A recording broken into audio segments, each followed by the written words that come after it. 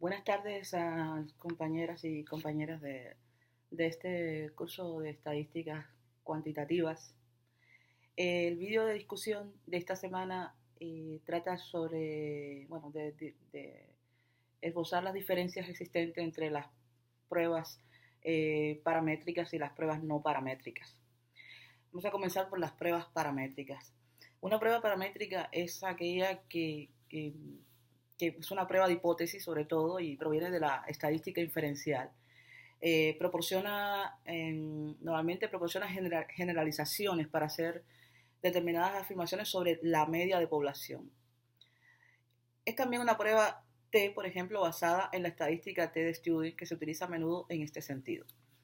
El estadístico T, que se utiliza en las pruebas paramétricas, se basa en el supuesto subyacente de que existe la distribución normal de la variable y que la media se conoce o se supone que se conoce.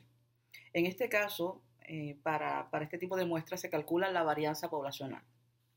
También se supone que las variables de interés en la población se miden en una escala de intervalo. En cambio, para las pruebas no paramétricas, que también provienen de la estadística inferencial, constituye igualmente una prueba de hipótesis que no se basa en las suposiciones subyacentes, como en el caso de las pruebas paramétricas. Es decir, no requiere que la distribución de la población se indique mediante parámetros específicos. La prueba no paramétrica principalmente se basa en las diferencias en las medianas. Por lo tanto, también se conoce alternativamente como la prueba que es una prueba libre de distribución. Esta prueba asume que las variables se miden a un nivel nominal u ordinal. Y también se utiliza con las variables independientes cuando no son métricas. Resumiendo, una prueba estadística en la que se hacen suposiciones específicas sobre el parámetro de población es una prueba paramétrica, mientras que una prueba estadística utilizada en el caso de variables independientes no métricas se denomina prueba no paramétrica. Respecto a la base estadística de prueba, la paramétrica, por ejemplo, se basa en la distribución, mientras la no paramétrica es una prueba más bien arbitraria, que es de basamento arbitrario.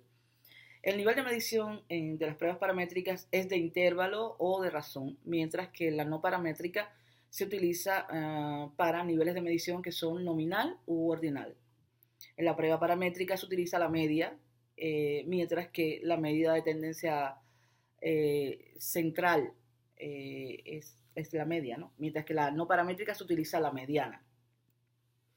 En las pruebas no paramétricas, la información sobre la población es completamente conocida y en las no paramétricas esta información no está disponible, no se conoce.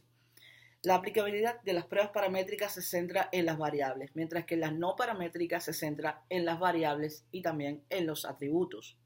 La correlación que se utiliza en las pruebas paramétricas es la de Pearson, por ejemplo, mientras que en las pruebas no paramétricas se utiliza la de Spearman.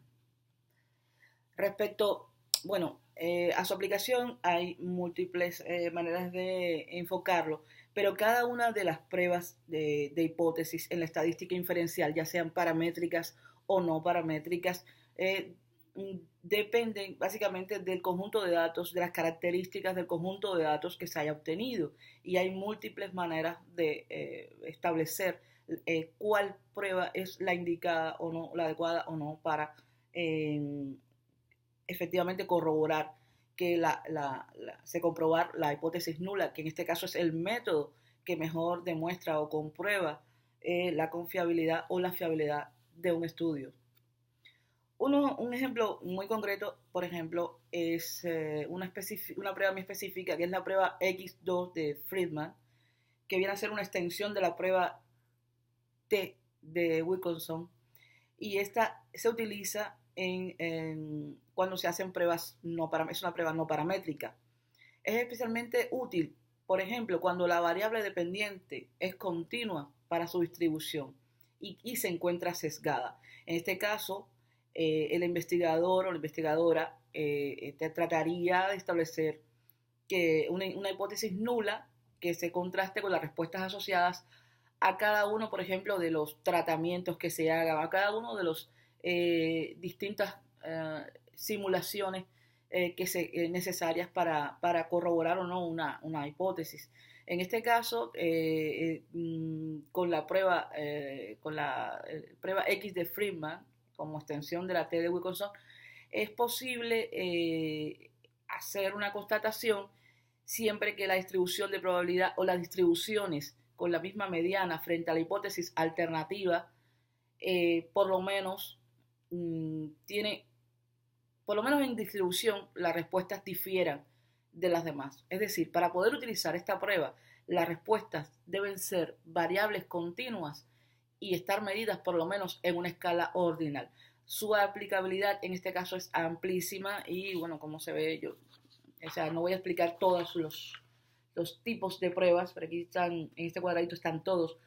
Esta es una especificidad, pero hay múltiples y en el área de la investigación, en el área científica y también en el área de las investigaciones sociales son utilísimas para constatar en estadística inferencial si existe determinado sesgo en la investigación o si la investigación efectivamente es válida.